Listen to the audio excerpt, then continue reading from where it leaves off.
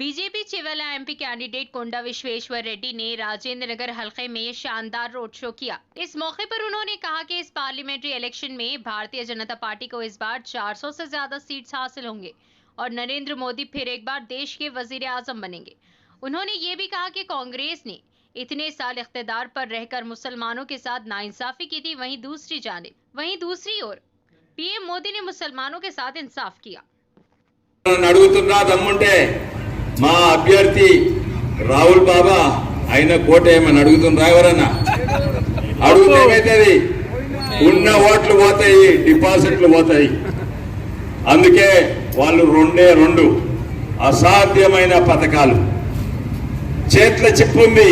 రాష్ట్రం దివాలా తీసింది.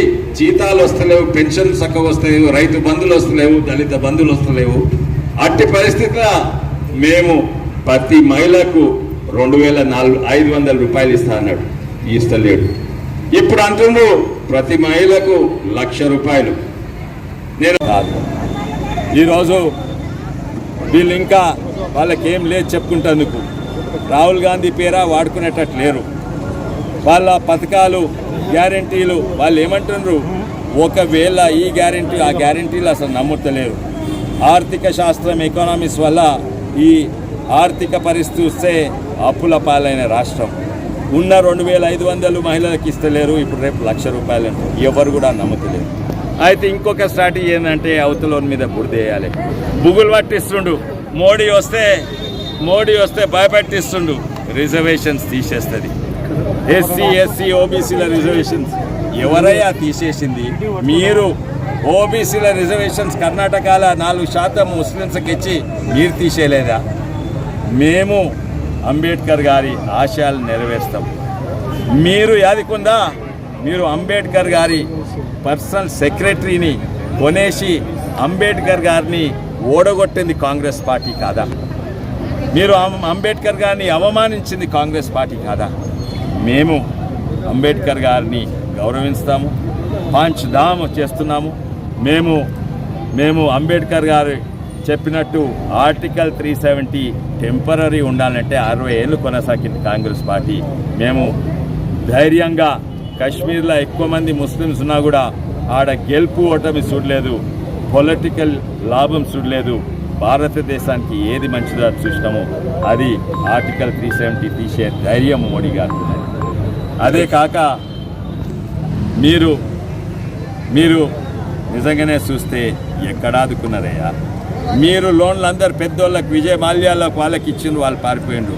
మేము పేదలకు 20% కాదు 20 ఇంతలు ఎక్కువ లోన్లు పేదోళ్ళకి ఇచ్చినాం. ఎందుకంటే మా సిద్ధాంతము అంత్యోదయ, పేదోళ్ళని పైకి తీసుకొస్తే మీదోళ్ళు దేశం కూడా పైకి వస్తుంది. అందుకే 10వ స్థాయి నుంచి 5వ స్థాయి వరకు. ముస్లిమ్స్ వాళ్ళు ముస్లిమ్స్ అని వాడుకుంటున్నారు మతతత్వ పార్టీ. ఏమన్నంటే ముస్లిమ్స్ అది, కానీ మేము ముస్లిమ్స్ అని ఆదుకునేది ఎందుకంటే ముస్లిమ్స్ కూడా హిందుస్థాన్లో ఒక భాగమని. వాళ్ళు వాడుకునేటోళ్ళు, మేము ఆదుకునేటోళ్ళము. మేము ఈ మతతత్వ పార్టీ వల్ల దేశం నిన్న అసలుకు మీ దిక్కే చూస్తలేరు, మీ అభ్యర్థి లేదు. వచ్చే ఎలక్షన్స్ అలా మా లక్ష్యము కేవలము మోడీని గెలిపించదు కాదు, బీజేపీని గెలిపిస్తారు కాదు.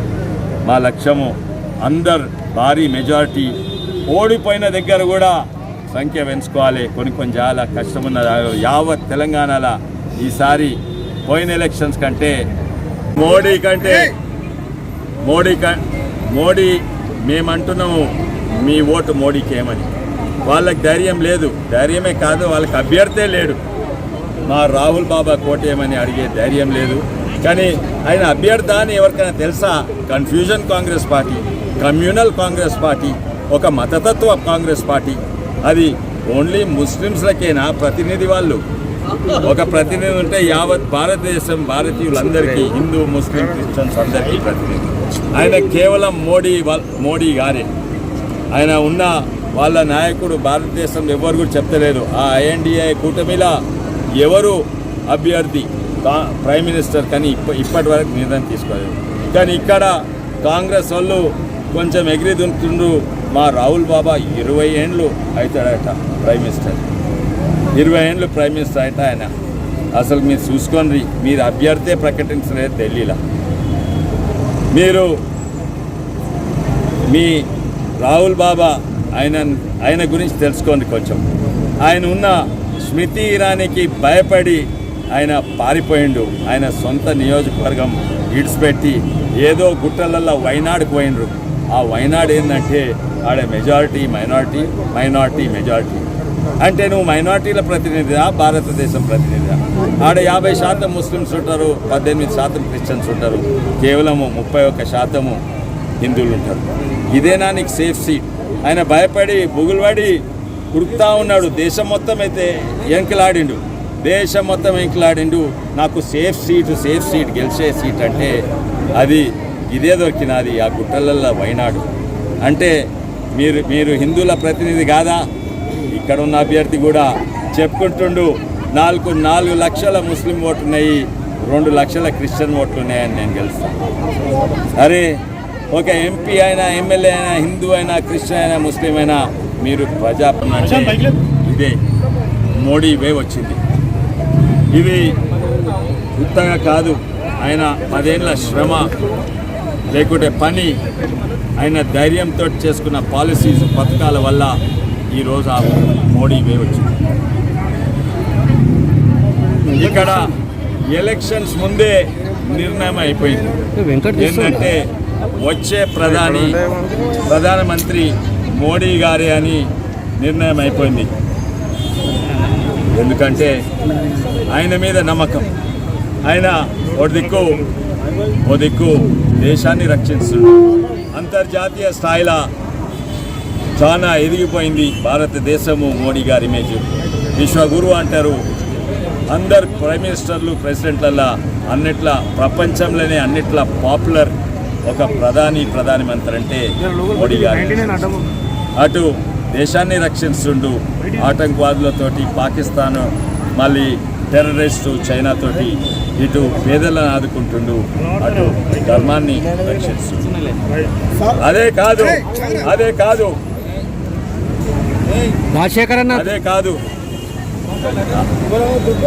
కాక ఈయన